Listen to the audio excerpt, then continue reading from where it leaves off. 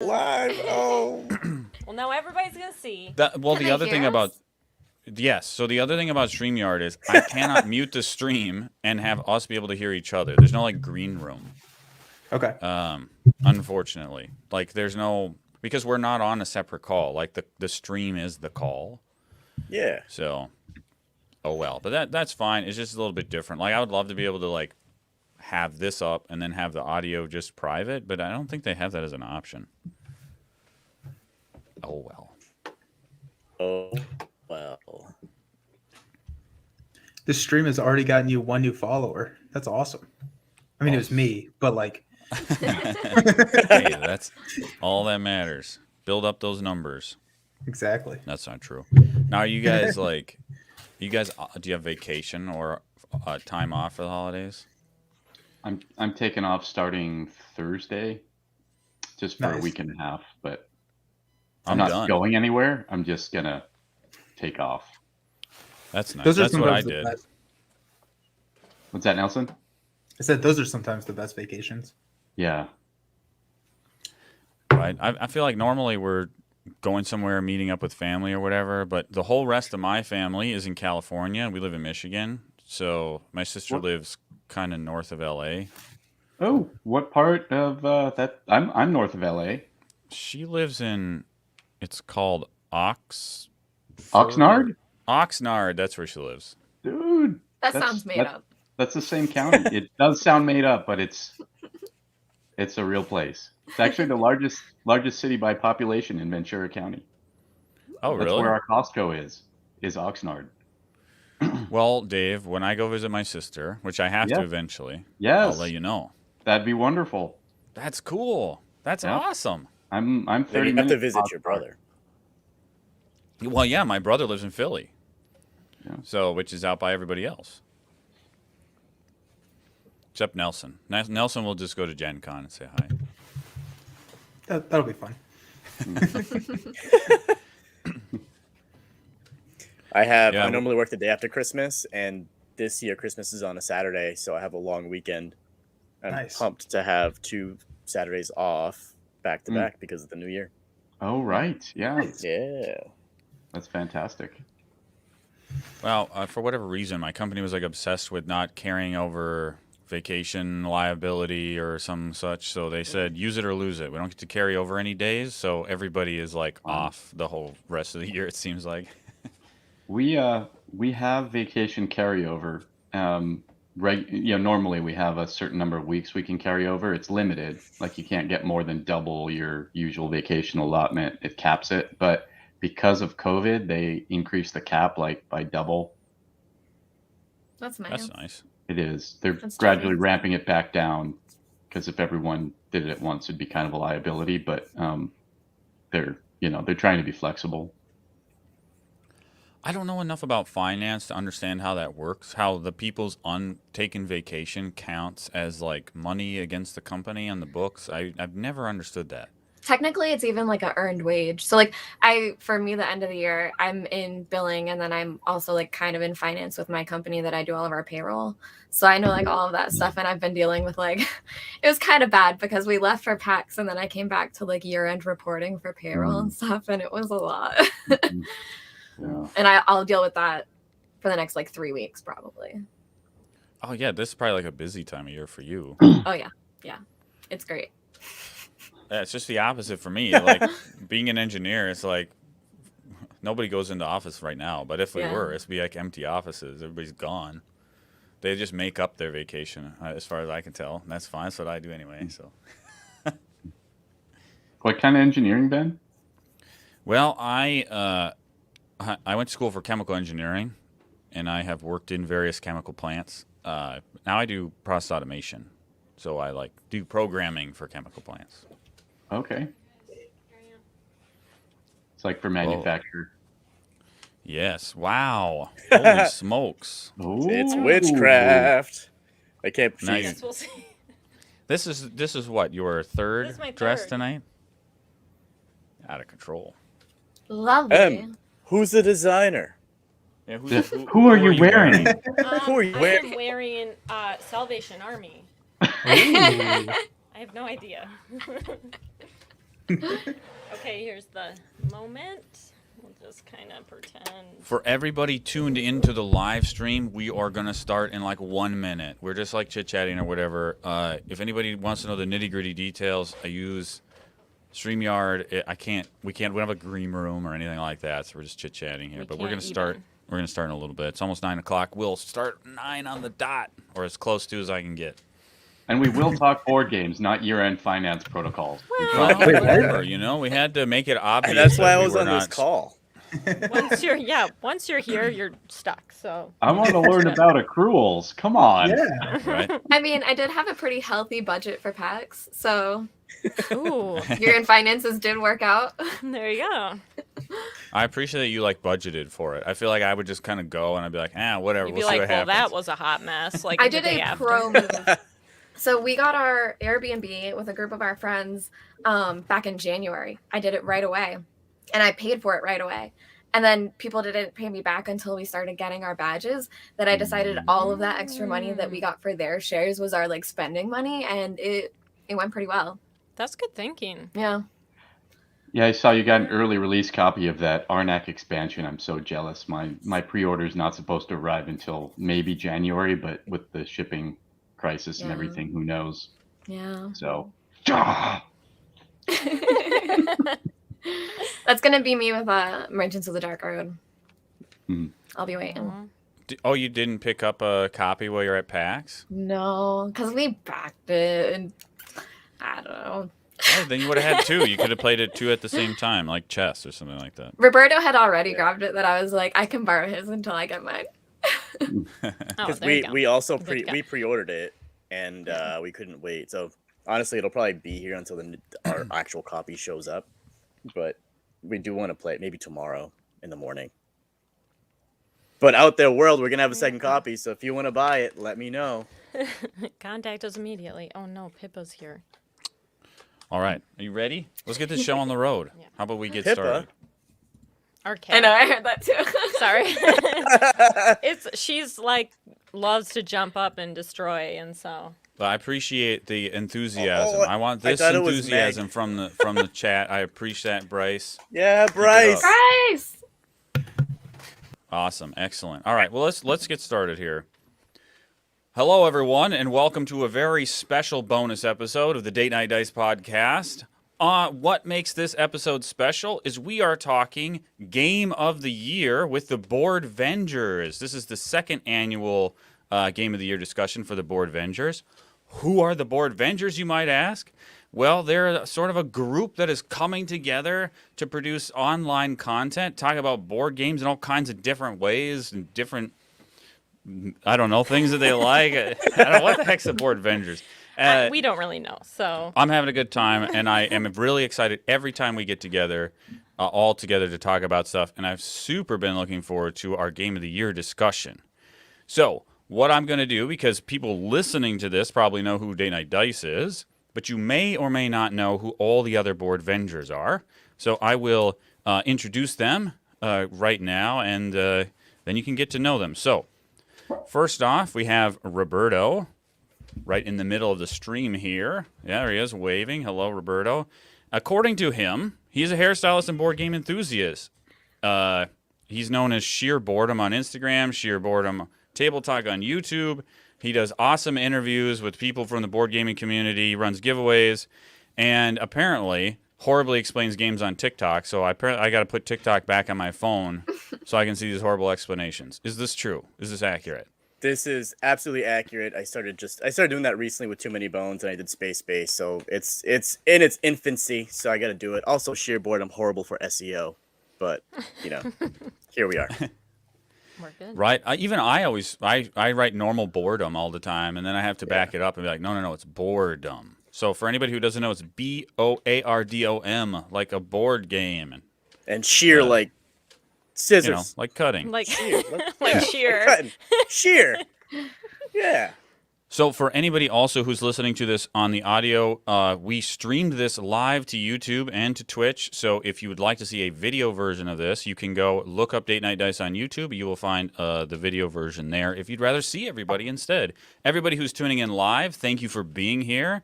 And hopefully you enjoy the show. Next up is Dave. He's known as Game Foundry on Instagram. So, and same thing on Etsy.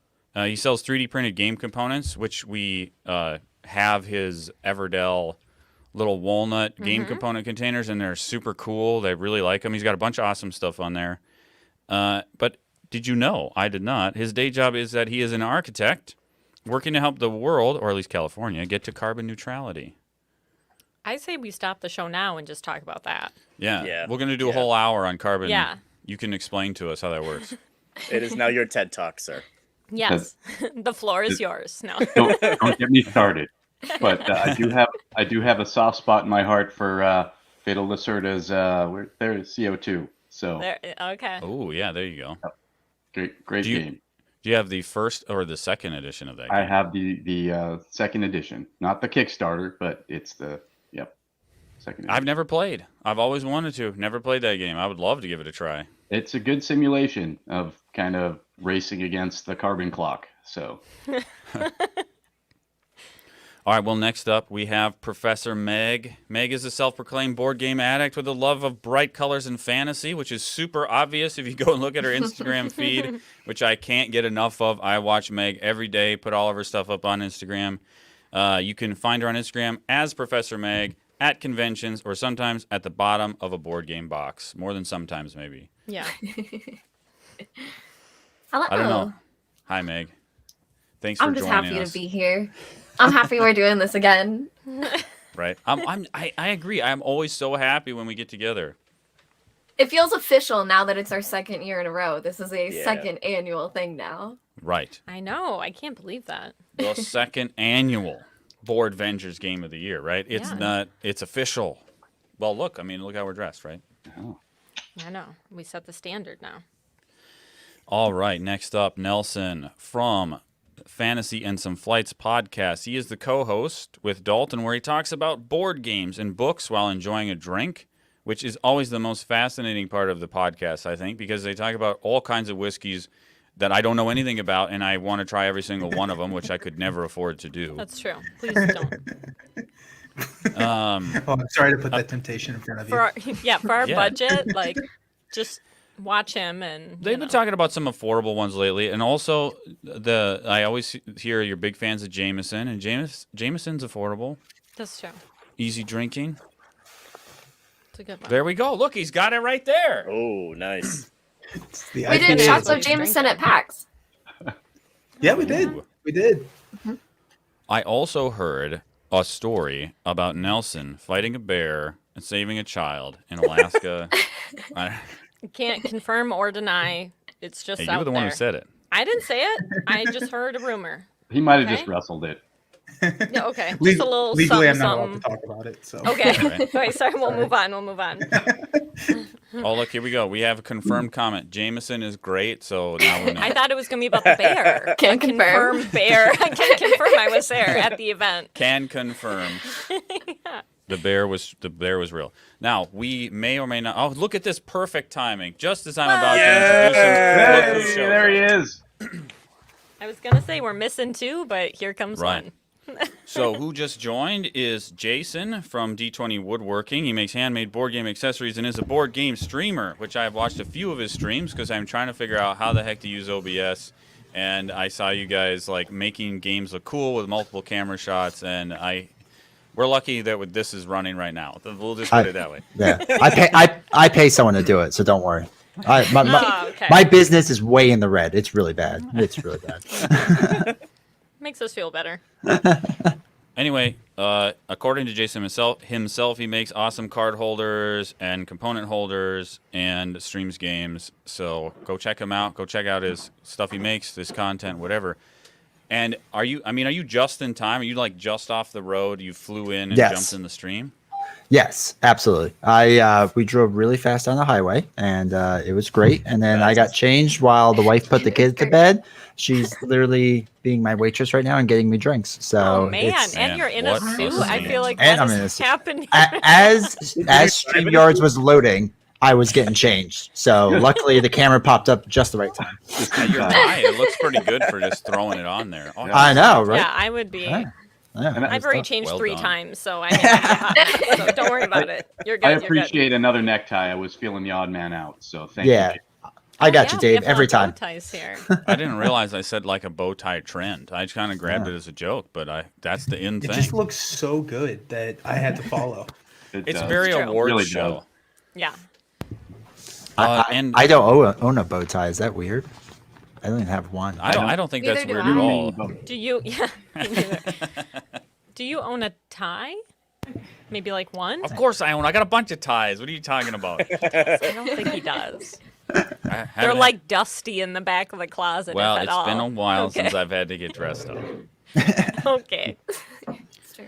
Last but not least, McKay is not here with us right now. He may or may not join later. He's also in the middle of a big road trip. If he does join, I can't believe he actually is going to do it. He's driving from Yeah. Utah to California and then trying to join the stream, which seems absolutely crazy, but he might show up later. So McKay is also known as the board game critic. He focuses on quality of artwork and components. He's a professional product and game designer. He actually worked for Hasbro in the past, if I'm not mistaken. And if you look for the Board Game Critic on YouTube or Instagram, you can find him there. And I'm sure you'll see lots of future Boardvengers content from him coming up. So he may be in the stream later. Do you McKay gets also want to credit. do us? Oh, what an excellent idea, Emily. Why don't you introduce us? I Who will are not. we? I will not do that. You can though. Well, for anybody in the stream who doesn't know who in the world Date Night Dice is, I appreciate you looking up the link for either our Twitch or our YouTube. Hi, guys. Welcome here. Me and Emily have been trying to turn our hobbies and mush them together and keep date nights fun and all kinds of stuff. So, like, I fell in love with board games. I've been continually trying to get her to fall in love with board games, and she does a decent job of pretending. And, we play games and we put up content of what we thought about games and us playing and trying to have fun and playing music. And that's about it. We do a podcast that comes out at some regularity. So if you look for the Date Night Dice podcast, we talk about video games and board games and movies, and we do bad movie reviews and all kinds of fun stuff. So, yeah, if you're new to Date Night Dice, come check us out. Okie dokie. All right. Whew. Well, before we get into the actual awards show, I need a break from my voice from that whole introduction. Actually, no. What I really want to know is, like, is everybody ready for Christmas? Does it feel like Christmas? Because Meg, you asked this question today. I saw. Does it feel like Christmas? Did you ask that question? Who asked that question? I don't know. I don't think so, but I ask myself man. that every day. Yeah. She's now like, I'm you're going reading my mind. Somebody asked that question. I It wrapped was like today.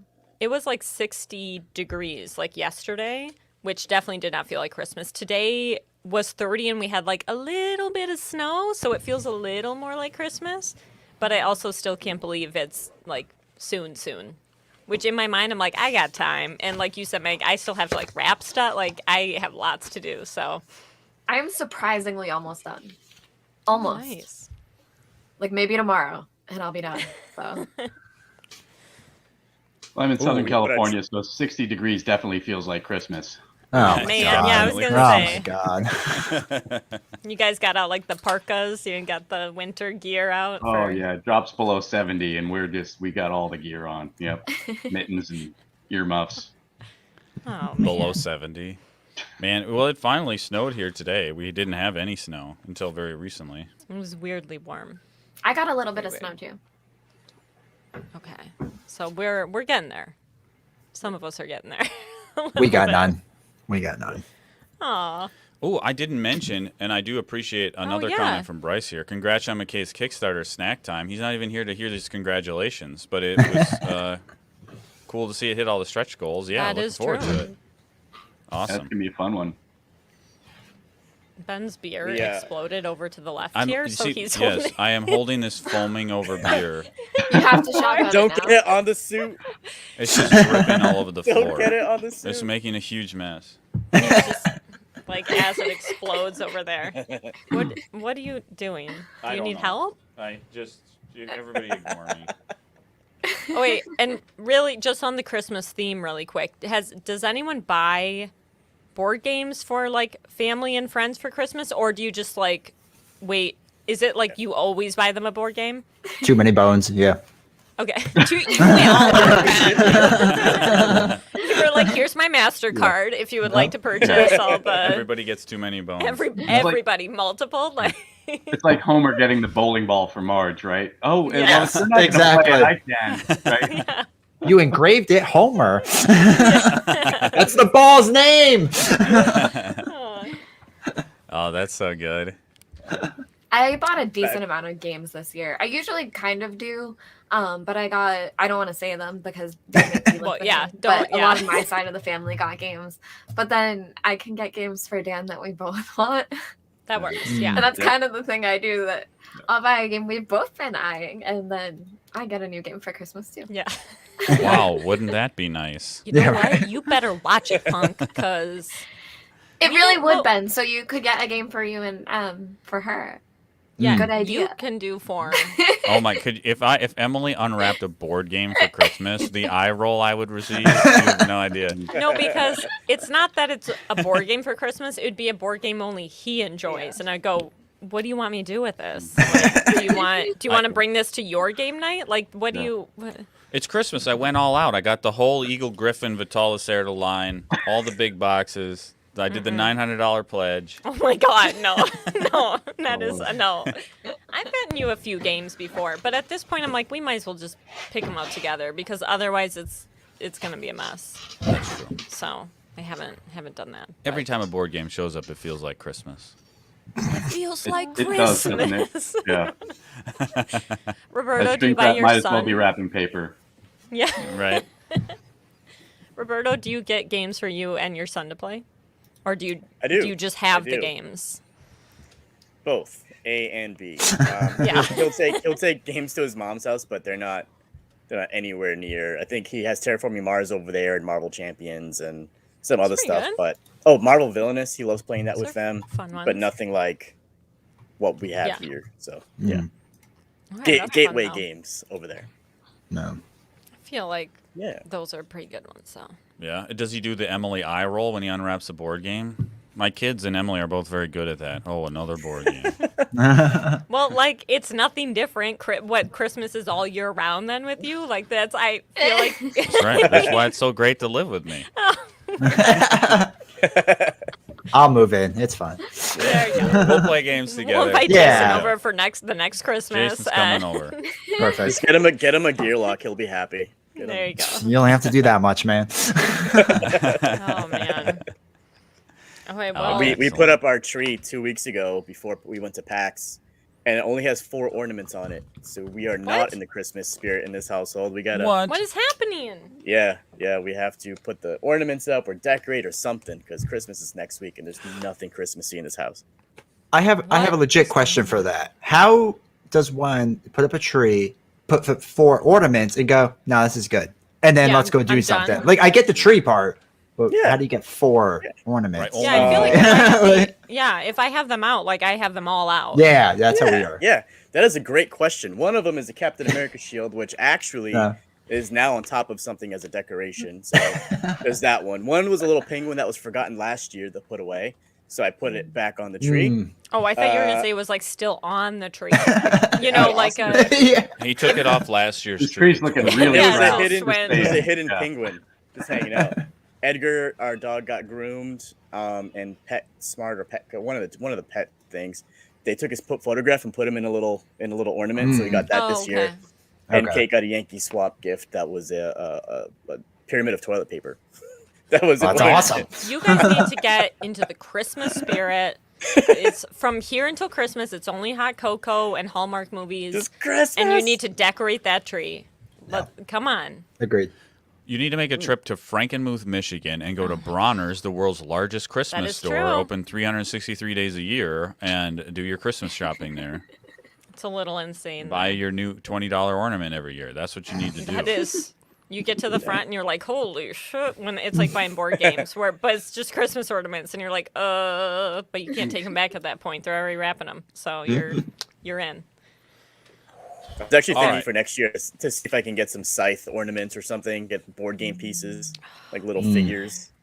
Turning your board game pieces into ornaments. That's what you need to do. You store your board game components on the tree. So what you could do, How Then what you do, Roberto, is upgrade your mechs to like the metal mechs, and then you'll have all these plastic mechs. You make Christmas ornaments out of them. There you go. That's a good idea. And it justifies the metal mech purchase upgrade thing. So yeah, you're welcome. Two boxes are in the ocean somewhere. So we only need 2 sets left to upgrade Scythe fully of the metal mechs. So we have half of them are metal and half of them are plastic. That's a good idea right there. Okay, Metal minis, like Warhammer in the old days. So I'm playing tabletop war games again. All right, let's get the show on the road. This is an awards show, so let's start handing out some awards. So for anybody who doesn't know, each of us has picked a game of the year that is new to us in 2021. So it's not a game that necessarily came out in 2021, but it is a game that was new to us in 2021 that we couldn't get enough of. So that's sort of the boundaries of our choices. Everybody has submitted 3 nominees, but I do not know what the final pick was. Ooh. We are going to start with Roberto. Yes. Okay.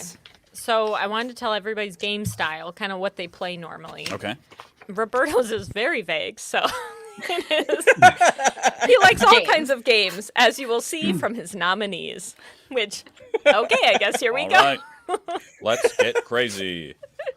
Let's see here. Last year's pick by Roberto was Underwater Cities. What an excellent choice. That's a really good game. Good choice. All right, so his nominees for this year are, drumroll, The Dwellings of Eldervale, published by Breaking Games, designed by Luke Laurie. Oh, no. Sorry, I'm supposed to switch pictures. He's messing up. Oh, my God. Okay. It's so embarrassing. Praga Caput Regni. This is published by Delicious Games in Rio Grande. I don't know the difference. Maybe one of those is like the developer and one of those is the publisher. I'm not sure, but my box has both of those on it. And this is designed by Vladimir Succi, same as Underwater Cities. And his third nominee is Space Base. This is from AEG, designed by John D. Clare. So, Roberto, please, could you tell us who the winner is? The winner. Ooh, look at this Look envelope. at that. That's a big envelope. That's... If he had the game in the envelope. I wish I did a magic trick. Just go like this in the game. Yeah, right? And it like pops up. All right. So, fun fact, I couldn't choose between them, so I had Kate write down. No. I had Kate write down, and this is a surprise. Oh. And the winner is Praga Caput Regni, because Kate always wins. There it is. There it is. She's like, I really like this game. Yay. Vladimir Succi, 2 years in a row. Vladimir Succi. Man, he's on a roll. This game is absolutely remarkable. I remember getting it earlier this year. We played it again. We recommended it to everyone that we possibly could.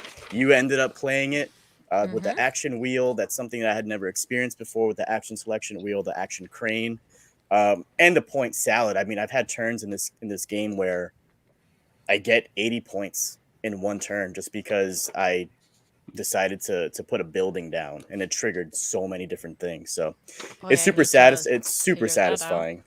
It took us a while. Yeah, it's to get not there. happening over here yet, but just great the game, super but not point the same. salad games. Kate is really great at them, and I'm right behind her at all times in Praga. But I really enjoy the theme, because in the rulebook I learned about it too, about the wall, which was cool, and they were able to incorporate the eggs, like the stuff, the history of the eggs in the wall and whatnot. So that was really cool to learn about. And it's just overall, and this is something I actually want to do with Nelson down the line, is talk about designers. I love Vladimir Succi games. His games are amazing. Underwater Cities was my one from last year. Praga is this year. I'm hoping that we see another thing from him for next year as well. And here's to the next Vladimir Succi game, because I love this game. In 2022, Vladimir Succi again from Roberto. Yes. Right? Yes. I'm so curious. That is a really good game, though. This game is fun. I like it. I think I like Underwater Cities more. This one is harder to pull back out. Like Underwater Cities, I can just throw on the table and we start drawing cards and playing the game. And it has that cool, like, the action color has to match the card color kind of stuff. And this is like, all right, how's the wheel work, and building the wall and building the bridge and upgrading your actions? But I mean, I feel like once you play it enough, it's like like for us, we play Feast for Odin enough that it's a lot, but once it's out there, like we remember everything. I think if you just played enough, you would, you know. Oh yeah, and it's definitely it's one of those we things. We just haven't done that enough. It's complicated enough that I feel like I haven't figured it out at all. Like I have no idea what to do. Oh no, I'm horrible at this game. It's fun, but I'm horrible at this do the game. wall. I like to go the wall. Yeah, you would always tell me that. I'd be like, "We're playing tonight," and you're like, "Hey, you should try this," and I'm like, "Yeah, I'm trying. It's not happening. Right. I'm trying. Not quite getting there." I'm like, "Well, I got one up the wall. How much is that?" It's like 2 points. Like it's not, nothing's happening, but you know, it's still fun, and I love the art in this game, and like you said, like the wheel and like all those components are really cool. Something absolutely new there. It was tough, and you introduced me as I play all sorts of games. Praga is not like Space, and Space is not like Dwellings. Yeah, those are very different games. Mm-hmm. Yeah. Right? Yeah, that was interesting. Having a lot of fun, apparently. Well, I was thrilled to see Space on that list, though. That's one that I've played a lot more recently, and every time I play it, it grows on me even more. Good game. Yeah, it's just a fun game to bring out with a group and see where it goes. Yeah. I was at the AEG booth at PAX, and I was able to get a lot of the people to say Space Base, just scream Space as like crazy as we possibly could in the convention hall. It was sensational. Fantastic. Here we go. That's There what, you yeah. Got it in the chat. Yeah. That's what- Contagious. I'm trying to like see all the things in the chat, and Emily I'm needs sorry. she needs the I'm opera like 100. glasses. Yes, I honestly am like trying to. I'm sorry. We're gonna upgrade our. Can I get some opera glasses? We need That'd be we need a TV fantastic. for our monitor. We're too far away. No, Emily no. can't read the chat. She's getting too old. Opera glasses are probably easier. They're cheaper than a giant TV screen. And they're A cute. TV costs less than this monitor did, but hey. You know what I mean? Whatever. That's not my point. My point is, it would look so much cooler if I just went ooh, and I knew the comments. So I can see everyone writing space from here, though. I can see that. So I don't need glasses for that. All the all caps space bases are filling the They're chat. just like boop boop boop boop. Roberto, you have to tell Kate I'm very happy she didn't pick Dwellings. So thank you. Oh, she's gonna hear you. She's watching this. That's fine. She can hear me. I'm very happy that she didn't. So thank you, Kate. I just really wish it had a Where's Waldo in the board. On the board? Yeah, I don't see why they didn't like just throw them in there somewhere. For Praga, you're saying? Yeah. It is very, very Where's Waldo art. Every time I hide them in there, like in stories. But, which I've gotten so many messages of people going, oh my God, I had no idea. And then I'm like, he's not actually on the board. Really wish he was. Like Renaissance Waldo, like that'd be great. But just saying, if anybody's listening and, you know, and you're in charge of that kind of thing. It's painted in there somewhere. Just saying it. Ooh, Emma, you need a monocle. There you go. Yes, that would be fantastic. Yeah. A and zoom monocle. And when those like that comes out, that'd be great. So next up is Dave from Game Foundry. Emily has compiled some information on Dave that I feel like she'd I did like a little to share. research.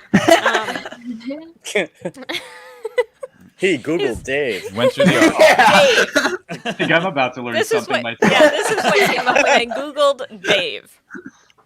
No, but Dave likes games where he can build an engine. Deck builders, tableau builders, bag builders, resource engine. Games that give the option and pathways to exploring creating something out of nothing. Wow, that's way better than what I said. Yeah, right. You know, he Jeez. kind of like, yeah. You were like, you'll see. Like, I'm going to show them. just watch and learn. All right. Okay, what are the nominees for Dave? Last year, Dave picked Viscounts of the West Kingdom. Another excellent choice. Great game. You know, yeah. Yep, that's it. That is a okay. Hold on, I have to figure out how to use where my mouse has Do you know disappeared. what you're doing? No, I have no idea. So his nominees for this year are It's a Wonderful World, published by Le Bois de Jeu and Lucky Duck Games in the U.S. So I tried to include all U.S. publishers because, hey, we're all in the U.S., but I think Le Bois de Jeu is the original one. And then it's designed by Frédéric Gerard. Thank you. You could do a better I accent. probably could do a better Could you French try accent. that again? Give me a break, Em. Cut me some slack. All right, so No. we got It's a Wonderful World. Second nominee, Terraforming Mars Ares expansion, sort of a redo of Terraforming Mars. This is from Frisk Games and Stronghold Games, designed by Sidney Engelstein, Jacob. Man, how do you say his name? Fricelius, maybe? And Nick Little.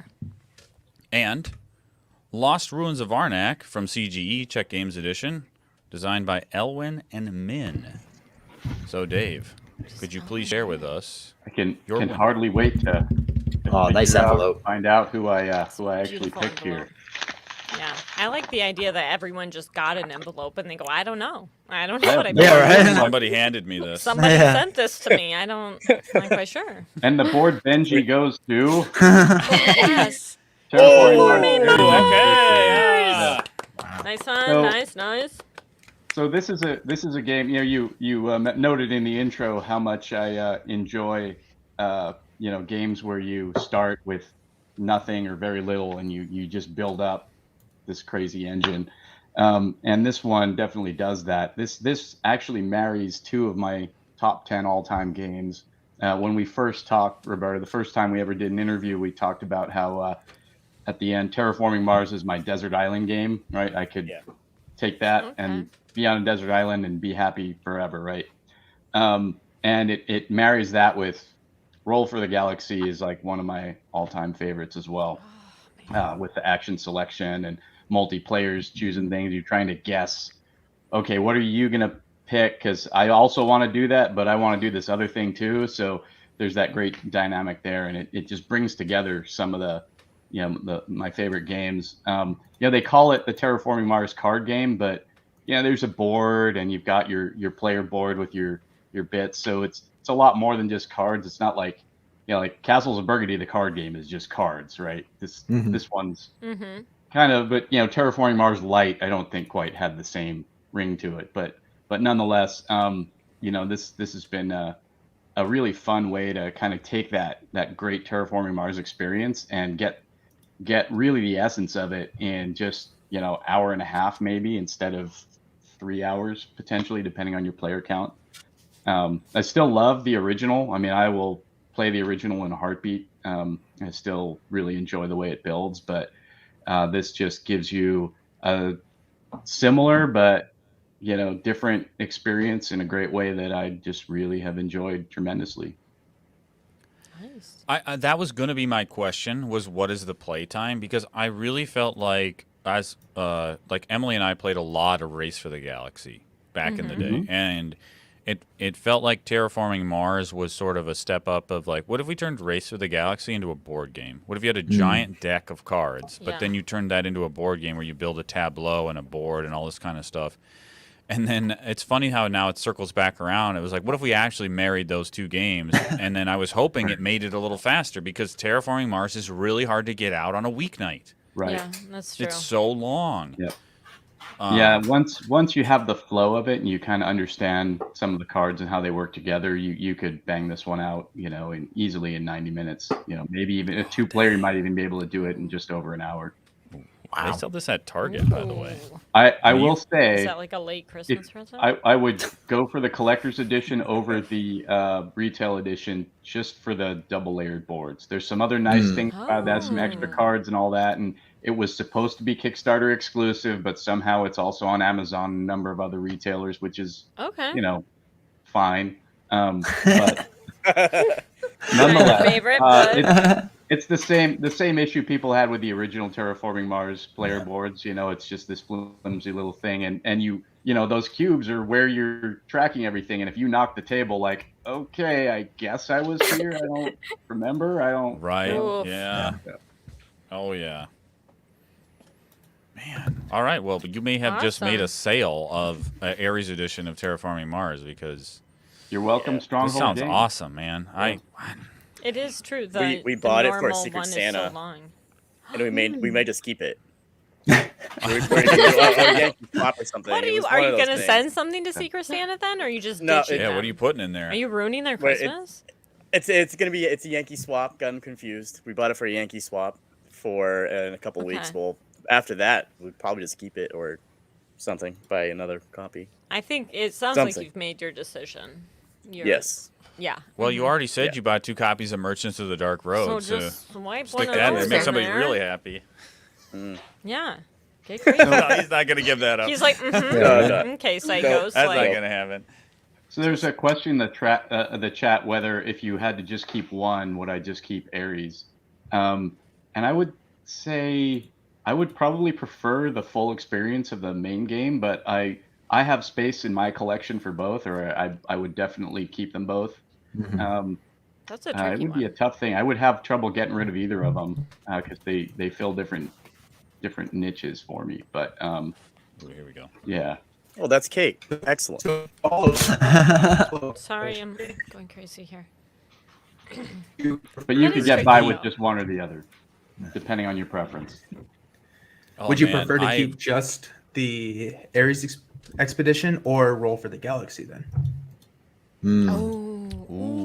I would keep roll for the galaxy because dice, and I'm a dice man.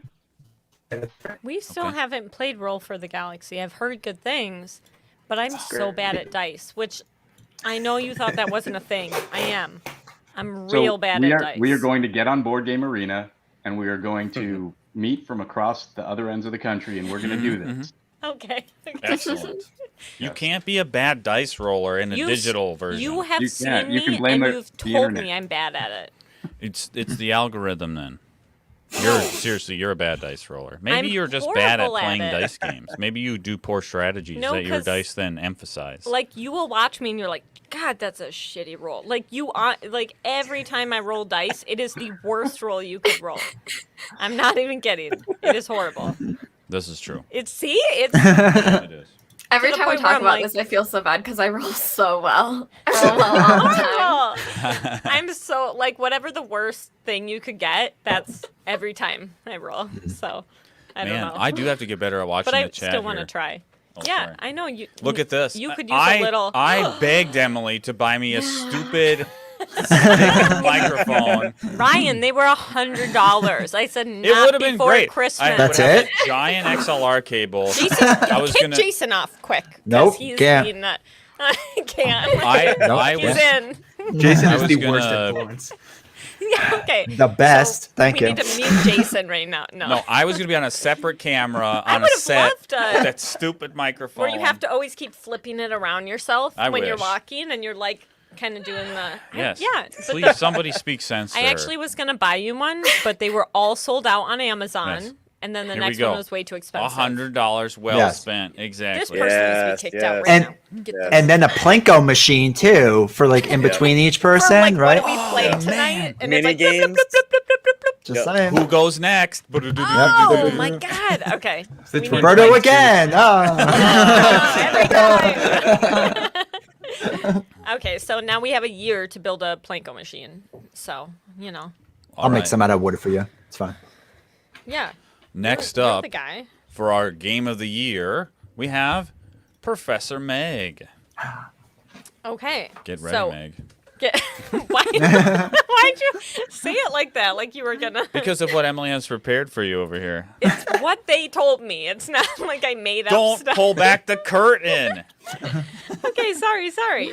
I just Googled Meg quick and found out that Meg loves medium to heavyweight games, usually with a fantasy adventure theme. She also plays D&D. Ooh. Wait, Ben, do you want to say the nominees? All right, Meg's pick from last year was Dinosaur Island. Ooh. I lost my mouse again. Gosh, you guys are going to have to bear with me. Ooh. This year, Keep doing the oohs and ahs. our first nominee for 2021 is Inish, published by Madigo, designed by Christian Matinee. I have not played Inish or Kemet or... Shoot, what's the other one? Isn't that Martinez? Martinez? Is that Maybe I have a typo in here. Christian Martinez. I think you were going to say Blood Rage. Oh, look, it is Martinez. It I have a is. typo in like my... that man is Spanish. Martinez is definitely a Spanish Yeah, last Yeah, it's name. a. sorry. My mistake.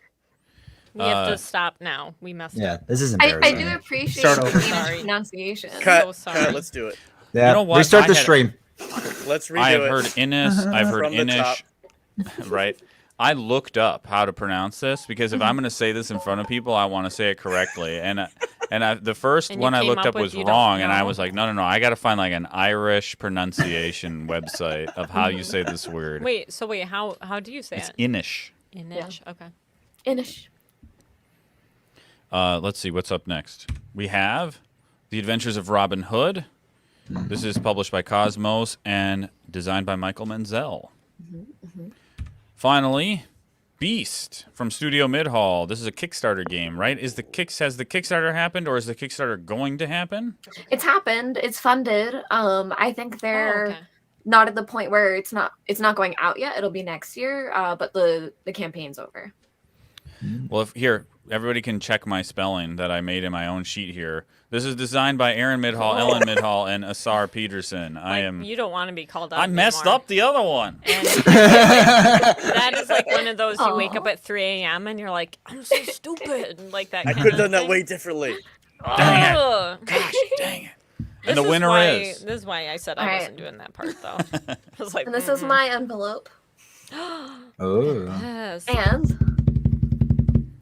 do we have an envelope? Yeah, it's right here. Our winner is. She doesn't even know. There it is. She did not know. Oh man, Robin Hood. Yeah, it's The Adventures of Robin Hood. It is fantastic. It was a game that took me by surprise. I kind of knew what it was going to be, but I didn't know how simple it was components wise. So all it is 6 boards that connect to each other that have pieces that can flip. Like they can pop out and then pop back in either way. And besides that, you get a bag of wooden components and a novel, and that's the game. And you just play. Whoa. And the rules tell you one rule, and that's how you move the characters, which is one of the wooden pieces. And besides that, it tells you no rules. It just lets you start reading the book. You go on an adventure, and every single moment I was like, this is fantastic. It's very much a choose your own adventure feel. It's really simple. Like there's one component bag and you put everything in it, all different things. So there are different things that trigger and different reasons you pull like square cubes or round cubes or tokens. And you throw them all together, and it's just all about the story. And it was just a delight the entire way through. We played a 9 or maybe it was only 7 scenario campaign. I think there's 9 total, but you don't play 2 of them. But we played through the whole thing in like 3 days. It was wonderful. Oh man. Yeah. Wow. We did not stop. We like started and I was like, we have to finish this. I remember like every day in your stories, you're like, we're at it again. Like we're playing again. So obviously it's a fun one. That sounds really cool that you just have like the book. Sorry, Roberto, go for it. Cosmos is moving up on my list of like just favorite publishers because you get so much, and I feel like their games are always at a great price point as well, with the Exit games and the Crew, and now the Robin Hood game. I feel like there's a lot of game for a decent price, and I like that. Look at this, guys. McKay is watching us, so be careful what you say. He did miss everybody saying congratulations on a successul Kickstarter, but that's what we said. Wink, wink. Yeah. We couldn't stop talking. No. Would you say this game, like, if you like D&D, this game is kind of your style still, or is it a little bit different? Or I would say if you like D&D, it's very fun and engaging, but it's not it's definitely not as detailed. Like one of the things I love about D&D is my notebook and writing everything down and all the different things I can track and do. And Robin Hood, there's none of that. Like it is very simple. It's very much, you draw a token, it'll say go to this page, this happens. And like for example, the pieces that you flip, they all have different numbers. So when you encounter it, say you encounter space 200 that has a star, then you go to page 200 and then it'll say, okay, if you're in this scenario, go to this page, find out what happens. And then even when you do that, it'll say like, do you want to do this or do you want to do that? And then depending on what you pick, different things also happen. So it's a lot more guided, and there's not, you don't really like level up your people. You get more items, but that's really it. But I would say if you do like D&D, like for 2 people or small group to play through it, like it was still really fun, that the storytelling was great, that I think it's just too quick that it's not, it wouldn't replace it. But if you like D&D, I think you'd still really like it. You still like it? Okay. Yeah. Awesome. Sounds a little bit the way Role Player Adventures is kind of set up. In the narrative. I almost grabbed that at PAX. Yeah. Okay. Almost. Is this the game that has the little windows you have to flip open on the board? Yeah. What's behind those windows? What's the last comment? Exactly. Sorry. That's what I was thinking the whole time. If you want to know, you gotta play. Yeah. And it also, like, it does really clever things where after you flip certain things, you think you know what they do. And even up to the last scenario, we were surprised that I kind of put it together because I guess things a lot, but they kind of used those pieces in a different way. It was really cool. Awesome. Does it have a solo mode? Session? Oh, I think you can just solo it. You might need to play 2 people, maybe. But I'm sure you could. Yeah. I'm sure you could. And so you played it out over 3 days. How long does each kind of game session take? I'd say like 1 to 2 hours. Okay, that's pretty good. Yeah, I would say it does probably, because even if you have more players, like it does scale up, but you're still only trying to do a certain amount of things. So I would say like definitely 2 at the most. But I would say it took us maybe around like an hour 15. Awesome. That's great. Yeah. Nice. I mean, the one thing about it is only so long. So you play through like those 7 events and then you're done with the game. There is a new game plus, so not necessarily. And you can also go back and do the ones you didn't do. And I also believe there's an expansion coming early next year. So there's a little bit more, but it is kind of limited. So there is that about it. Is it disposable? So like once you've played through it, it's done, or can you repackage it up, play through it again? You can definitely reset it. Oh, cool. Very cool. Yeah, you could reset it, to give to someone else or to play yourself, or because I was thinking we may play through and go the opposite way when the expansion comes out. That way we see that way and then we play it again while we do the expansion. Fun. Man, well, this, I definitely heard about this on a podcast somewhere sometime, and it flew over my head, but, now you've got me interested. It's so, for sure. It's so simple that it's just like the wooden pieces, the board, that's it. And the book will tell you what happens. And it's just it is so choose your adventure. It's really cool. Awesome. I really liked it. Well, Enish is also great, though. If I can shout out runner-up, Enish. You're not has allowed been to do that, fantastic all actually. year. No. I love it. You're actually breaking the rules right now. Yeah. No. Okay. Oh my gosh. Well, let me just rip these up. Yeah. The bylaws have been destroyed. No, bylaws. Man, I feel like all the nominees that everyone says are they're all great games. So yeah, well, exactly. They're obviously, this is our top it, 3. It's I want all of them. So this is going to turn into games Ben has to buy, and Emily's going to roll her eyes. God. Okay, so next up, we got Nelson from Fantasy and Some Flights. Wait, so I Google search Nelson. He Google search Nelson, and after the multiple articles about the bear about attack. the bear thing, I kind of pushed that aside. I was like, I get it. He loves fighting bears. Okay, I don't know. enough with the bears. It's more, I love saving children. That's okay. Did see that article too. He also loves the heavy games. So the theme is less important to him if the game has an interesting mechanic. So Ooh. it's more about the mechanics. I do want to highlight one more thing about Robin Hood, and because I couldn't read the text on the screen, I had to put it big on the stream. That's what I'm saying. I need a little. No, I think it is Straight up worth saying that they're binoculars? doing free bonus stories on their website, so that's cool. It's not just the base game box. That's That is cool. awesome. It's really cool All they're right. doing it for free, too. Yeah.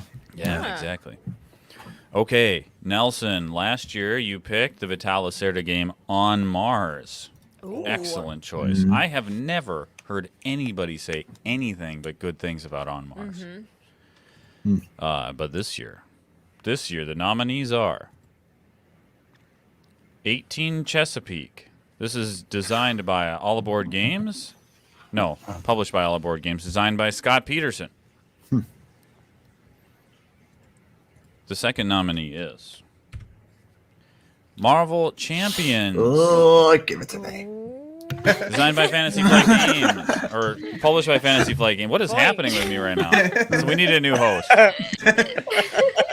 Falling falling apart. Lock it up, Ben. You wouldn't do this Alright. if you had a mic. If you had that Yeah. mic, would be If I had that stupid mic, It was out of stock. I'd be over there in my host set. That's the thing. He wants to be like live to you, like the earpiece, and I'm like, Right. you're Exactly. like 10 feet behind the Christmas tree. And like, you would be you're- the engineer running the stream. That's what I didn't want to have to Here's do. what what's I have to run a stream. I got to host the stream. I I got just to wanna run this drink award show, champagne. and I don't have my mic. I'm pissed. Call Bob Barker and ask him. Anyway, it is. this is a fantasy flight game. Oh my gosh, I'm falling apart. Fantasy and some flights game. It's both, apparently. I'm sure it had lots of people work on it. The credited designers on BGG were Michael Boggs, Nate French, and Caleb Grace. That was the designers on BGG. Finally, Just get through. we have another Vital Lacerda game, The Gallerist, published by Eagle Griffin Games, designed by Vital Lacerda. All right, Nelson, save me from my own demise. Who wins it? Absolutely. So I'm lame. I didn't actually have an envelope, but Oh my gosh. I know. I'm sorry. Nelson. No, I'm sorry. okay. Just cut me now. Just cut me now. So I'll open up. I'll pull it out, and the winner is Marvel Champions, which Yes. Yes. which Yes. I'm not sure if you have followed anything that I've done this year. I don't know if that's a surprise. And I love all of the games, but this is the game that I played over 250 times this year. So I felt like I couldn't not pick it. And so Marvel Champions, for those unfamiliar, is a living card game. So new packs come out every month, which have new player cards, new heroes, new villains that you can play against. And it's a cooperative card game. And so you try to build the best deck to take on the scenario. And so I loved it so much that I actually started a new channel called The Living Card Gamer, where I stream Marvel Champions every Monday Ooh. or every Wednesday with Jason usually. So, so it's been a lot of fun. Awesome. It's just a great game. You can lose really quickly in about 10 minutes, and so it's pretty great. Yeah. So do you normally? Is it always the solo game, or do you just play it solo? It works really well as a solo game, and it is not just a solo game. So I played mostly solo, but I also have played 2, 3, and 4 players. It works best, I think, with 2. With 2? Okay. Awesome. Though, to be fair, when he plays with me, he's really playing solo. He's just carrying me because I'm so bad at the game. That's like -1 person. So it's not true. He's like, true. yeah. It's mostly true. It's true. Yeah. This is a game that it looks so appealing to me, but I have such a big legendary collection. It's hard to justify going That makes sense. like down this rabbit hole also, right? It's a deep rabbit hole, and you fall quick. So Yeah. And then you get the accessories, and that's what it's all about. I have more money in accessories than anything else. It's true. Do you build a deck card by card, or is there sets of cards that you combine together? So each hero starts out with 15 cards that are unique to that hero, and then you build a deck of 4250 cards. So you get to add 25 to 35 cards into your deck to complement those 15 cards. And so each hero has something that they're probably better at, and you can lean into that or try and shore up their weaknesses. So it kind of depends on what you want to do with the hero. That's pretty cool. Yeah. I just want to say Marvel buzzwords right now. This game is Spider-Man. It's so good. This card game is so good. It's one of my favorite games of the year. And again, I played a lot with my son. And a lot of great bonding moments. Played it with you, Nelson, and that was fantastic on the stream. Thank you for having me on that one time. Of course. It's just it's just a blast. It's so fun. Yeah. That's all I got to say about it. And I hate building decks personally. So having just a pack of cards that work well together right out the get, that's for me. So that's how I play that game. I'm not crazy like you guys and just try to figure out what works with what. Like, give me the deck, it works. Okay, cool. We got this. Yeah, I agree. I mean, this is my second most played game. I think I'm up to 400 some plays this year, and it's such a fantastic game. Yeah, I mean, when you lose in 10 minutes and then you lose again in 10 minutes, it's easy to get the play count up. That is the nice thing, though. Like, I mean, it is you can just like set it up, like just keep. Yeah. You know, it's a quick game, which I like because it's the games that I'm like, I don't know. By the time we set this up and like, what if, like you said, what if we play and then you don't make it and you're like, well, there goes the night. Like trying to, those are like when it's too long. That's when I'm like, let's not even do that one. Let's just skip to a different game. So the short ones are nice. Yeah. Yep. Absolutely. So which heroes do you like playing as? Oh, all of them. Like favorite. Hulk. No, the Hulk is actually the worst hero of all time. He's the best. So I would have to say, I think my favorite hero is probably Drax. I really like Drax. Or Spider-Man. Spider-Man's really good too. Yeah. I really like Nelson's bow tie. That is also a hero in the game. That's the Funny real enough. superhero of the game. I tied it myself. I learned how to tie one today. That's too much. So good. I don't. Nice. There's 7 game of the years that are going to be announced at this thing, and You want them all now? I can't And afford 3 all real of bow this. ties. 3 Yeah. real bow ties. No clip-ons. Would you like to? The thing with a game like this is that you're like, it's not like you buy the base box, right? Oh, So yeah. you can. can, but you will very quickly But buy you all don't. the rest of it. Yeah, no, that you sounded don't. like a hey loser. You can, but But that's half the fun. Like, honestly, right? Like, getting the new stuff and trying it out and building the new deck and fighting the new villains. Like, that is the fun of it. did you say Yes. weekly it comes out with new ones? Monthly. Monthly. Okay, I was like, holy, like, it's like, how are they doing this? Like, I wish it no was money. weekly. It's well, sad. that's why I was like, wow, I can't believe they're like getting into stores right on time. Like, okay, that makes a little more sense. But honestly, Been with a this lot. game, like this is one of the few LCGs I feel like where if you just got the base game and just played it a ton, like you're good. Like the other ones, you there's a lot need of expansions and do stuff. But this one, you could last a while Yeah. with just the base game. Oh, here we go. And I think Roberto, you have the base game and you've been playing through the base game like a significant amount and been enjoying it, right? Yeah, we like to play Ultron with a modular difficulty, and we don't want to progress until we beat Ultron or anyone at their hardest level possible. As soon as I'm done with that, I'll move on to the next bad guy. Even though we did end up getting the Red Skull expansion, of course, and some other new heroes. We have Doctor Strange and I think Captain America and some other people. Perfect. But it's just it's so cool to mix and match heroes. It's so awesome. Yeah. You never have to play the same game twice. So Yeah. Right. Yeah. All right, guys. Well, you're not the only ones who are looking to play this game. So you got let's Bryce play. here in the Bryce. chat wants to play. Yeah. Absolutely. Let's do it. Roberto, feel like I'm I heard a 1,000 years rumor, old. Roberto, that you are basically like an animal and you don't sleeve your cards like at all. Like they're just out there naked in the wild. Yeah, they are. How do you shuffle them? Yeah, right. How do you touch them? How do I get that crisp shuffle? I got so much hate from that stream What? about you not sleeving your cards. It was incredible. It was like my most Really? interacted with video. Just people telling me to get you sleeves. Amazing. I'll buy you some, man. I gotta get sleeves. I feel like if Ben sleeves cards, I'm like, what are you doing? Like right away, I'm like annoyed. I had The War of the lobby. Ring sleeved because sorry. that was like a very Yeah.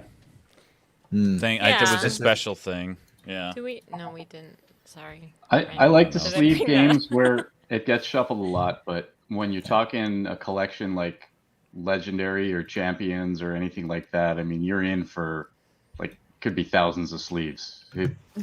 Multiple thousands of sleeves. Yes. Yeah. It's disgusting how much money I've spent on sleeves. Like it's I don't want to talk about it. Can Okay, we so change the that's- subject? it's please? more than it's a lot more than the game. I'll just say that. Oh my god. A lot more. Okay. So that's my reasoning then. I'm just saving us money. That's right. That works. No, because then you could sell it if you don't play it, and you get the money That's true. back. But I never. I'm sorry. You I'm the sell it to opposite of Jason. everyone trying to keep Yes. in mint condition. Instead, I'm But just the writing in sleeves. box tops. I'm like Just the sleeves. That's all I want. ruining the game. Bending the cards. I just Live your like life. to really Oh my get. God. No, I'm not bending the cards. Love those games. I'm literally throwing up in my mouth right now. Oh my Sometimes God. I eat them. Come on. Eat the cards. Oh, Oh, jeez. Well, in Clank, you had to eat the cards All right, sometimes. excellent choice. Now, I have now met the $100 free shipping, so let's continue this trend and now get a I'm gonna order of all these need games. 18 packs of He's got miniature sleeves. market on the other screen right now. He's ordering. Yeah, right. Luckily, I have 2 monitors.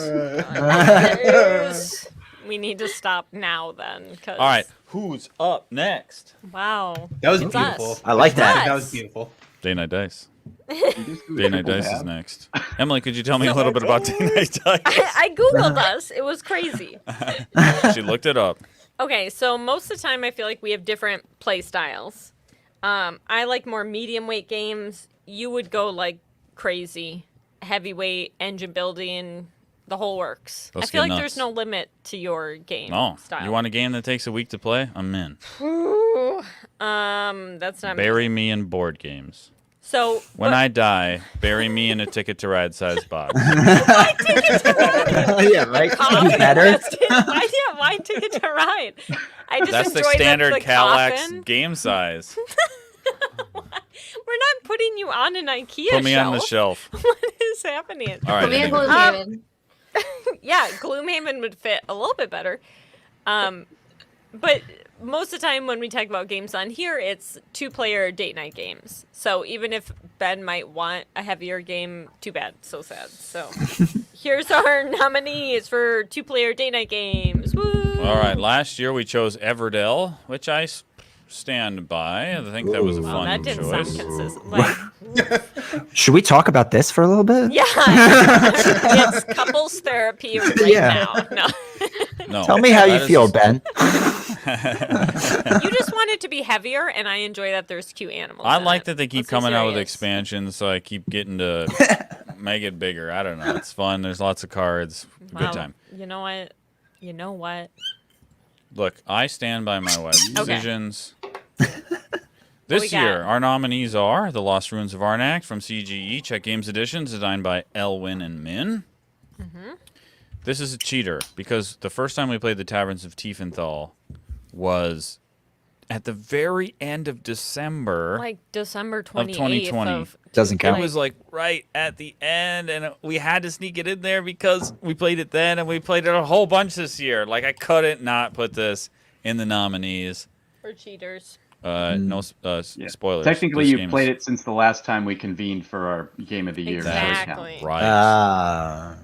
And our third nominee is the newest big box heavy Euro game from Uwe Rosenberg, Hallertau, M's published pick. by Yeah. Lookout Games. So, Emily, do you Oh. have the envelope? I do. I What do. Is our game Oh, for gosh. 2021? I'm having trouble opening it. Drum roll. It is Lost Ruins of Arnak. Wow, excellent Good. choice. Do you want to say what you like about it? I feel like, if you look at, last year we chose Everdell, which has a giant deck of cards, and it's very thematic, and you're building a tableau, and it's mixed with worker placement. This game is, if you just, kind of refine that even more, and instead of building a tableau, you're building a deck, right? So there's deck building, there's worker placement, and it's just, I don't know. There's something about it. There's 2 decks that you're building your deck from. There's items you can get, and there's artifacts that you find on the island. The actions of the players put new worker placement spots on the board. And there's also this research track that you're doing research in and then actually researching in, which is essentially just moving these 2 tokens up the board by spending resources. But trying to balance all that at the same time, like for me, I really like that it's tricky each round trying to figure out how can I get the most amount of actions out of this round, because your workers are limited, but your actions are not. So every round you're trying to figure out the puzzle of, based on the resources I have and the action spaces that are available and the cards that I have, how can I do the most things? And it's always this, if I just had 1 more of this resource, I could do 5 more actions. And you're always trying to figure out, so then how do I get that 1? How do I solve this puzzle? And at the same time, over the course of the game, you feel like you're building something. And I love games where you're building something, whether you're building a tableau, whether you're building a deck, whether whatever. If you're building a system, an engine, that's my favorite thing. And so, you're like, this item would help the most, or man, this artifact right now, this is what I need. That gets me that resource. If I buy this artifact right now, instead of exploring and putting a new worker space on the board, a new action space. If I get that artifact instead with that navigation or compasses or whatever the heck it's called, I get this and then I get that and then I go up the track and I do this. And like, I don't know, like it's not heavy, right? It's medium weight. It's easy to play. It's short. It's not long. No, but for 2-player, like a night where I'm like, I don't want to be up forever, but I still want something to the game, like more than just a short one. I feel like this one brings a lot. Right. Compared to like other games that either take way, way longer or, you know, or they're way too short. And then you're like, well, do we play another? Or I guess at this point we're kind of in between. But I like the worker placement. And I love games where it is kind of that puzzle of like, how can I do this situation in the best way to get more turns out of it? And at 2-player, it's nice because you can kind of steal things from each other, which I enjoy in 2 players. You need some interaction of like who took the card first, who took the place first, who. Otherwise, it's just kind of solo playing next to each other. Yeah, it's pretty tight at 2 because there's only one action spot on each of the camp worker placement spots. So there's only one place to get compasses unless another one comes out on the board. There's only one place to get rubies or arrowheads or whatever. And it reminds me a lot of the 2-player version of Agricola, which is a very tight game where there's one wood spot. There's one clay Well, that's like clay an spot, anxiety or brick attack. or whatever. As soon And as it's you the start same way, though. Agricola, I'm like, oh my god, I'm gonna lose. Like you are like panicking until the end. So it doesn't take it doesn't take worker placement to that extreme, but it's still tight. You know, and then so you're like, well, how can my deck help me outmaneuver the person I'm playing against or the persons? And I actually think that I like this game more at fewer players.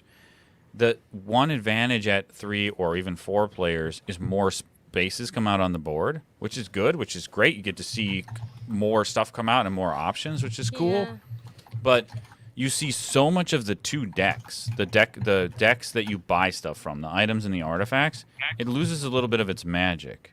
Because I feel like at 2 players, you don't know what's going to come out, and you don't know what you're going to be able to build your deck with. And then kind of when you get to see, oh, this is everything that's in this deck and everything that's in this deck, it's like, oh, the spark is gone. It doesn't have that, like, Race for the Galaxy, Wingspan, you know, whatever, giant deck of, like, I don't know what's going to come out this time. That'd be great if we had, like, packs of extra cards there. But, yeah, it's a good one, though. I don't know. Dave, you had this on your list of nominees. Oh, yeah. Yeah. I enjoy it for a lot of the reasons you mentioned. I think that there's something about, especially the more the game goes on and the more avenues you have to pick up resources, like every turn that you pick something up triggers something else you're going to do on a subsequent turn. And you just take, like, you know, in those last rounds, you have, you know, just the same 5 cards. They're more powerful, but you're like, how am I going to do anything with just 5 cards and 2 workers? And you end up like going up half the track in that last round, right? Because the things keep chaining and everything gets more powerful, and it's just so exciting. And even though it's very tight the way you say, because you can convert idols to resources, and you have a lot of different ways to kind of manipulate things, you kind of can chart a pathway as you go and make a lot of adjustments, and it's really you know, an engaging puzzle, like you say. I agree. Yeah, this was that's like go for it. No, I was gonna say this was like 4th on my list, and it was like the first game since like probably the first quarter of 2022 that really excited me. Right, like I played it. I played it right after Gen Con, or I demoed it at Gen Con, then I played it right after Gen Con for the first time. And it was like the first game in a long time that was like, this is why I'm in the hobby. Right, like this is just a good game. This is exciting. This is fun. Let's play it again. I want to try something else. It was just, it's so, like what you were saying, quick, engaging, and you can just try multiple different strategies really quickly. Yeah, one of the subtle kind of mechanical things that I think is so strong in it is the way you have these 2 different types of cards that you get. And early, like these cards that build your deck and come in future turns, there's more options with those. And as the round advances, you have more of the like instant benefit cards that have more power to them, but they also have like victory points, but you have more options of those as you go along with the artifacts. So it's just such a clever way to kind of build toward the end. I can't ignore McKay's comment here. He gets to say whether he's in the stream or not, but he says it was almost on mine. But I'm assuming he said he feels like he'd seen it all in the first game, so maybe he played like a 4-player game. Which I kind of get that though, where you, I feel But like the the first thing time we is- played though, I thought I had it down, and then we played again, and I kind of did that same strategy, and that's when I was like, oh shit, that didn't work. Like I clearly was not like Dinga's lucky or whatever the situation. Where every time I kind of tried the new strategy, but I think the main thing for me is for 2-player date night, sometimes it's hard to find a game that's, because this game isn't heavy, but heavier, but it's kind of quick. And this is like this works in both ways, where we have a little more to the game, but it's pretty quick and we can set it up easy. And it's hard to find that balance of like the whole thing. Right. I've never had to look back at the rule book for this game. I read it the first time and we played it, and I could set it up any time after that and play. It's very intuitive. And that's kind of, I think that's why it comes out so often for us. But it really shines as like some of the stuff we've seen lately. Taverns was on our list too. There have been a lot of games lately where people have been clever about, let's take these different mechanisms and then let's just smush them together. Like let's take this deck building and worker placement and then, sort of like even card actions. What if you just mix those all together? And like Taverns is the same way. Like what if your deck is the stuff you have to deal with on your turn, not necessarily this, and mixed with the stuff that helps you. And it's just, I don't know, the mixing all these things together in these cool ways, like you said, Nelson. Like this is exciting. Like I like seeing this stuff. Ugh, I have to get this game. I told my wife to get it for me, and she never buys me board games. I don't think she will still, so I'll just buy it myself, I guess. I love this one as well. I absolutely love Lost Ruins, and something I love too is the components. The components are so good that they're just so cool. The little artifact pieces. That's true. Yeah, we had that discussion about table presence at our last meetup, right? And this one could absolutely be on that list. It's so gorgeous. The art's gorgeous. The components are nice. It's sprawling. It feels like an immersive adventure. And I really like that theme-wise, especially with the tracks. Especially the more we play, it really feels like a race too. That like you really feel like you're trying to, you're trying to do all these things, but you're also trying to do it faster than anybody else, and that's really fun. I know. Well, so many times you need one resource. I need that like, one thing. If I just had this one thing, I could do like 5 more things. And getting there first on that track, on the research track or the whatever that track's called, it gets you one thing. It gets you that one thing you needed. So it is a race a lot of times. You're right. And what I like is that even though it's a race and you have your path forward, if someone beats you there, you can pretty easily flex and figure out something else that works very well still. And so it's not like you lost the game or you lost that round just because someone beat you up that track. It's like, okay, let's reevaluate and what can I do differently to maybe go down this path instead, deviate very quickly. And I completely agree, Meg. Like, it knocks components out of the park, right? Like the little arrowheads and the rubies and stuff for a game that's like a medium weight, quick to play game. But then like the board looks good, the cards all look like the component wise is like you can ask for more, right? Yeah, it's beautiful. Even the I forget what it's called, but like the totem thing that moves with the cards that like changes the turn order. Even that, like how it fits on the board, looks beautiful. Yeah, it's really well. So Dan in the comments brought up the comparison with Dune Imperium, and I know these two have been compared a fair amount. And I have played both of these this year, and I think that for me the main difference is just that Dune Imperium is a lot more in your face with the player interaction, right?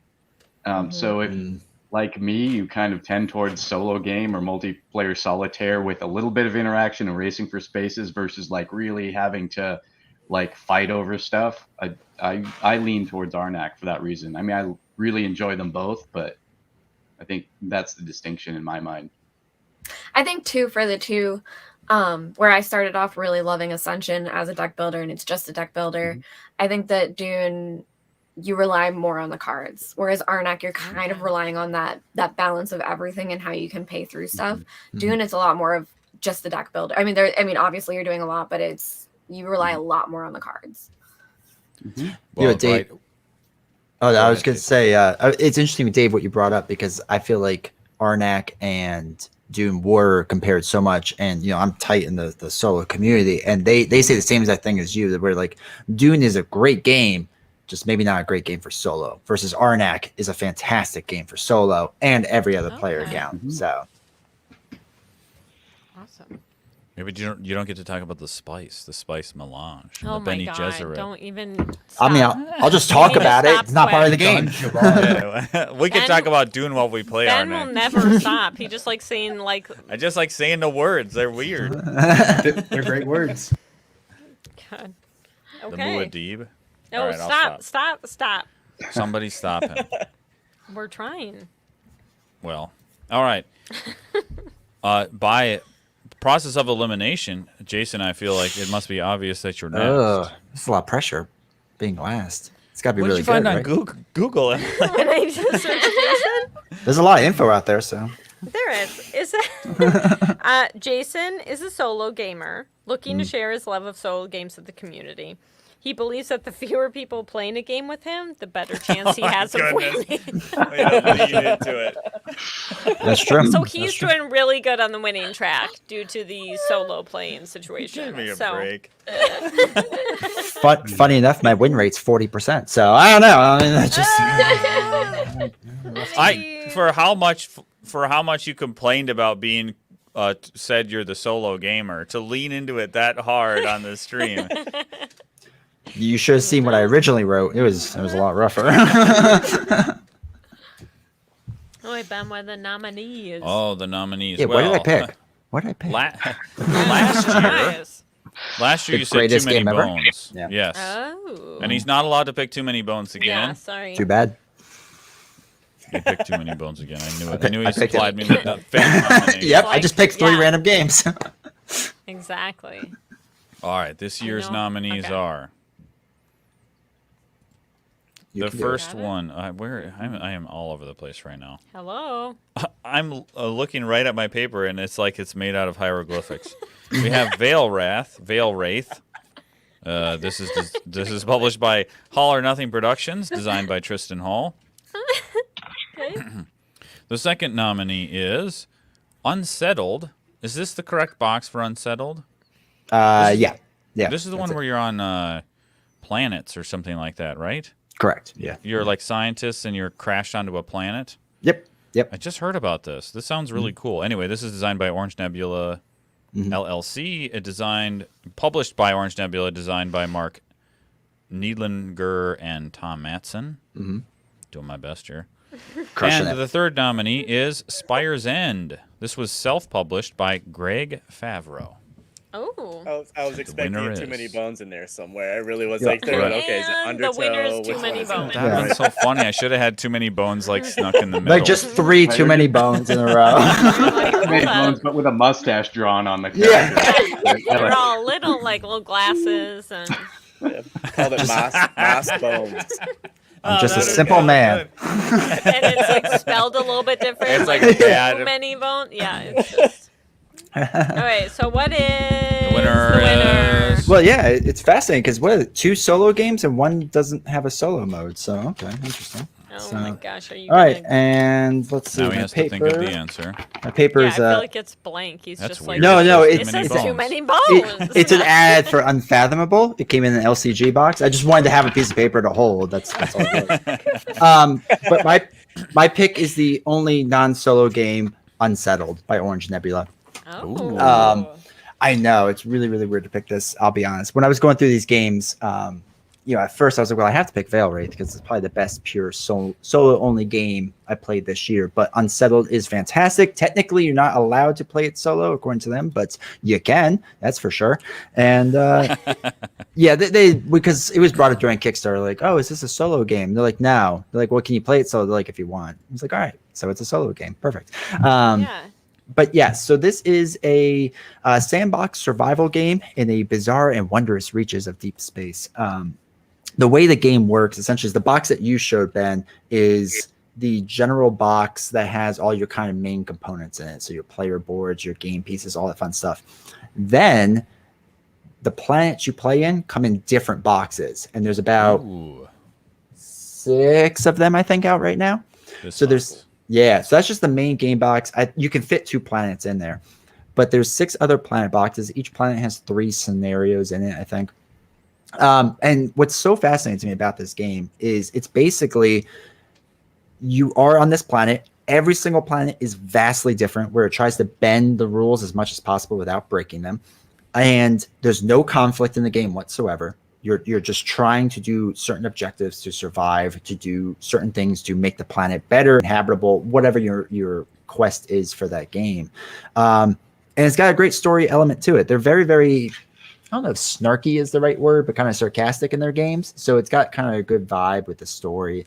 It's fun to play. Components are fantastic. And as a solo game, you just have to play 2-handed. There's no secret information except for one planet's one scenario. But other than that, you can play it completely solo. And it's a great experience. It's been a lot of fun. So. Well, I'd already been at the $100 shipping, but you should get this. 100%. I gotta add this one. It's great. I like that there's the different planets, right? And then each of the planets work kind of different, right? So each planet has different rules, and it's not just like a little rule. Like the entire planet, like the way it works is completely different, to the point that I screwed up the rules on my live stream because I was on a different planet and the rules were completely different. But it's the way it works and how it affects your character and your strategy is completely different each time. And I love Too Many Bones. I'll always mention them and love them for the components. Orange Nebula is a close second to me, or in a close second, in my opinion, with components. I think they make great stuff. All the player boards are fantastic. I mean, if you go on their BGG page and you see some of the pictures, I mean, it's some of the components are just so high end. I love it. So, dang, I love high end components. It's so good. It's so good. Do it now while M's gone. Yeah, right. Just slip it right in there. Hold on, I gotta open up a new Chrome tab. It's been the most expensive stream for Ben ever. Yeah, right. I apologize for anybody who's saying anything important in the chat because I do not have StreamYard up at the moment. I have Miniature Market. That's fine. But let me share my can. desktop. They also have a Kickstarter coming out with more planets, I think, early next year. So I'm just saying, you can get all the planets. Ooh, baby. Once you buy the main game, the planets are cheap. The planets are like $20. Just gotta buy the $120 game first. Oh, wait, look at this. Oh, man. Ryan Quinn, my new best friend, has a Unsettled that I can borrow. Actually, Ryan lives like 5 minutes away from me. So, hey. Is this Ryan Quinn of QuinnCon? This is QuinnCon's Ryan Right. Quinn. That's correct. Nice. I'm waiting for my invitation. Yeah, I am. Next year. I am. Right now, Meg, you're welcome to come to QuinnCon. Absolutely. It's a wonderful time. All right. Sorry, cool. Roberto. Sorry. QuinnCon has a Damn it. No, Roberto, you're not invited. No, I'm just kidding.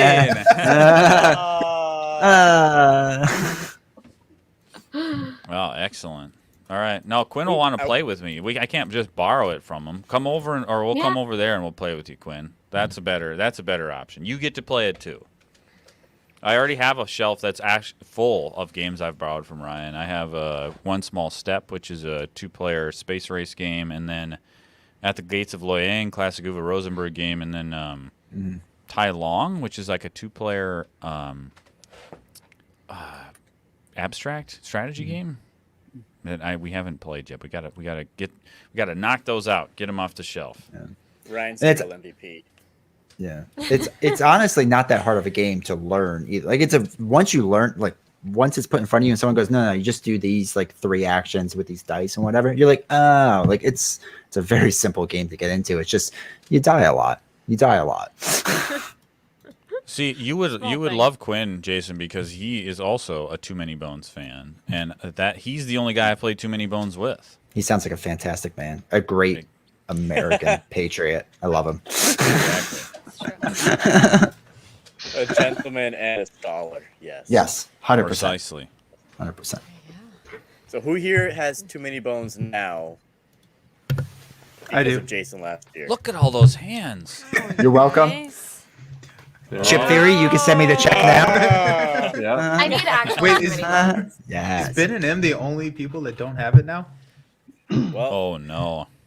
And maybe Oh no. I'll work on them. Don't worry. even You're making me- McKay got in on Too Many Bones. Oh, no. We He are was the like- only ones without too many bones. That's because Quinn's got it. Yeah, he's got it though, so I'm always like, It's "Dude, 5 yeah, minutes you can away. have it." Yeah. That's so It's far. right That's down the so road. far. No. Too Many We don't- Bones is Also- upstairs, and I'm worried about I it. do think that Chip Theory is actually from like where I grew up. It's from Plymouth, Minnesota, which I grew up in. Like it's there, essentially the next city, but they were like the same. You went through Plymouth to do stuff, but so I find it funny because it's weird to be like, oh, it's from where I grew up, and like it's my hometown. Right. Hometown hero So I deserves feel like a they free should copy send of us Too a Many free Bones. copy if you know what I mean. Like, If anything, so I am in on that. The Game Found. I have the pledge manager, so if you want some stuff, Yes, send it me over to too. you. Yeah, Yes. let me know. shit. Get out of here. Yeah, I played it for the first time at PAX, and it is a very good game. It's freaking But I'm sure hard. it's good. Like I've I'm not played it- doubting it's good at this point. Let's be serious. I'm just saying you would love it. That's all I'm saying. The caveat, Emily, is there's a lot of dice. Like See? a ridiculous Yeah, amount of dice. But And bad so I just- dice rolls are There's good. no- Bad there's dice no- rolls are yeah. good. Oh, okay. It mitigates the dice rolls Yeah, well, bad dice rolls, but you're good. Honestly, You the want next bones. Mas whatever bones, dice por game we favor. play, we need to like 100% like live stream it so I can show how incredibly horrible I am at it. There And they is will have a sweet nobody. backup plan. No big deal. That's fine. Yeah, that's Okay, awesome. okay. It works out. Yeah. That's awesome. Okay, that works. Yeah. Can you please come on my live stream? And I want to see just bones, like 8 dice, all bones. I want Right. to. I could Let's do it. probably That's do what that. I want to see. I want to see Jason and Emily on a live stream playing Too Many Bones. We'll borrow I'd Quinn's watch it. copy, God, and yes. you guys can play it. I'll just watch. I'll run the stream or something. And I'm just going, I don't know what I'm doing the whole time. That will Jason's break the getting internet. pissed at that point. No, I you love kidding me? this I'm just gonna be like, just Emily- chuck Emily some will have to bones. And I go, and it's bad again. Like, it's just him going, I can't believe how bad you are at this. Nah, it'll be good. It'll be the best time of your life. You'll be like, wow, this game is amazing. I should buy $1,000 worth of it. And then be like, why buy 1,000 when you could buy 2? 2,000. Come on. Yeah. That's what everybody says. I need to see if I know the people who started Chip Theory. Maybe I know them. I feel like we're around the same age. We came from the same location. Maybe we can Right, same do a little hometown, something, best something. friends. Did Just you hit also 'em go to up. the same junior high as me? All Like right, that so I kind of remember thing? when I was in 6th grade and like I was copying off I your think math I saw you test. in the hall one time. Yeah, that kind of thing. Right. I'm sure that'll get you a copy. Let me just try and do this real quick. You never know. We do have a question in the chat for you, Jason. Have you ever played Final Girl? One of the best solo games ever. That's According to Bryce, anyway. Going Bryce. No, I have not. And I want to. I remember when the Kickstarter came out because it was during the time when Ben, what's the solo game that we've talked about with the hostage negotiator? Right? Hostage Negotiator. Same yes. company, I believe.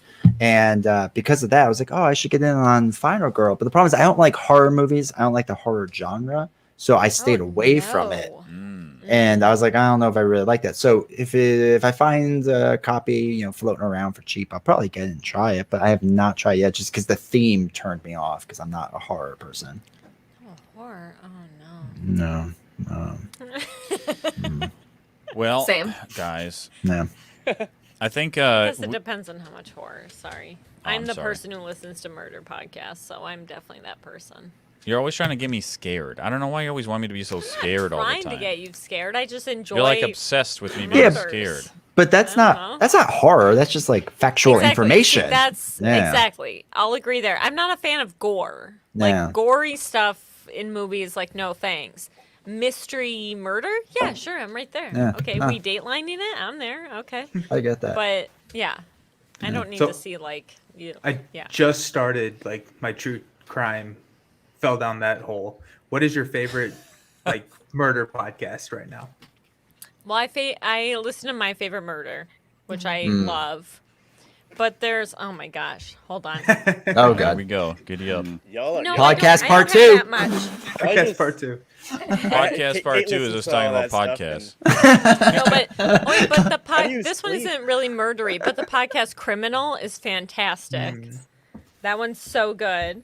And then Radio Is it Rental. Phoebe? I'm Phoebe Judge, and this is Criminal.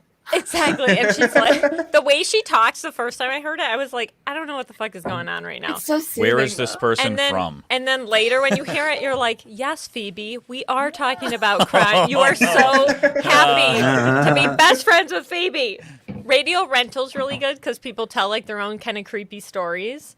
Oh, cool. Okay. But if you want to hear like actual like murder-ish weird things, Small Town Dicks is really good because it's just police who come on and they're like, this is what happened on a Wednesday, and they just like tell things. But it is You gotta be real careful with that podcast title there. no, but the main host is the woman who does the voice of Lisa Simpson from The Simpsons, I believe. Whoa. Oh. It is. I don't remember her name. But she's the main host, and she's always just like, I'm so Weirdly interested. Smith, right? And her voice, yes, her voice is so like soothing the way she talks about things that I'm always like, yes, please tell me about this murder. Like, I really enjoy it. So I don't know, but those are my faves. But I have some others. But Nice.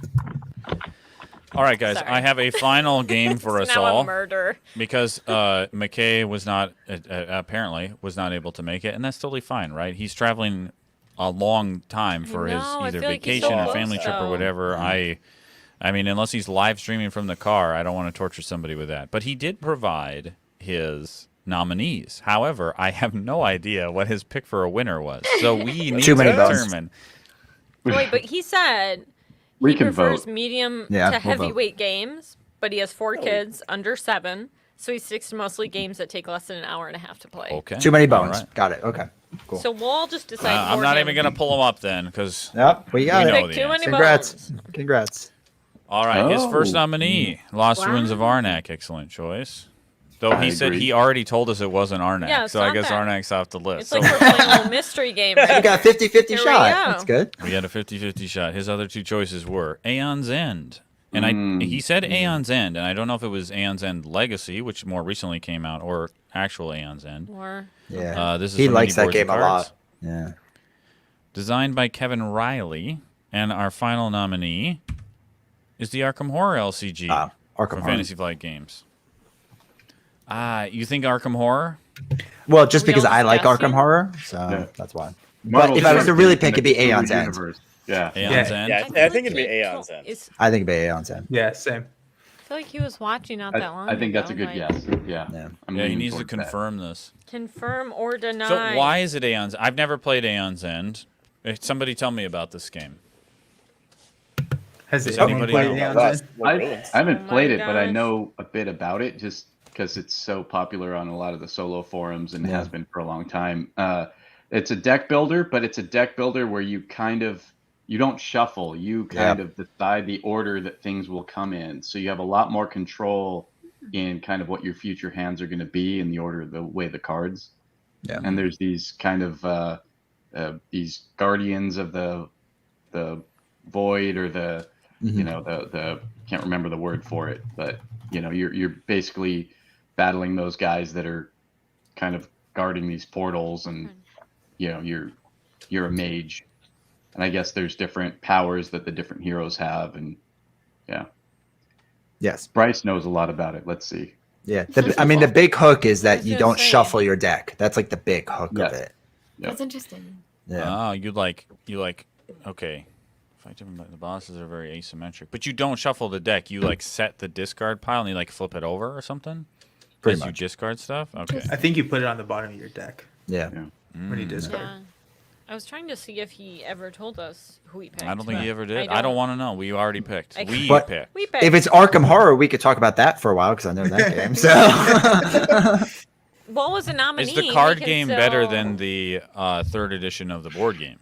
Yes. Yes, 100%. Yes. But not better than the second edition. Ooh. Ooh, I've never but better played than the like- first oh. edition. Yes. Oh, here we go. man. Oh shit. Maybe the Boardvengers, the ones that do it, will have to do an Arkham Files ranking of all the Arkham games. Yes. Mm. Ah, there we go. Yes. I've only played one, so can I just put that at the top and call it a day? Or the bottom. Or the Yeah. bottom. I'm Time just saying, count? so Yeah, terrible. no. Yeah. All right. No. Oh, go ahead. No. I was just going to say, I think that brings us to the close of this awards show.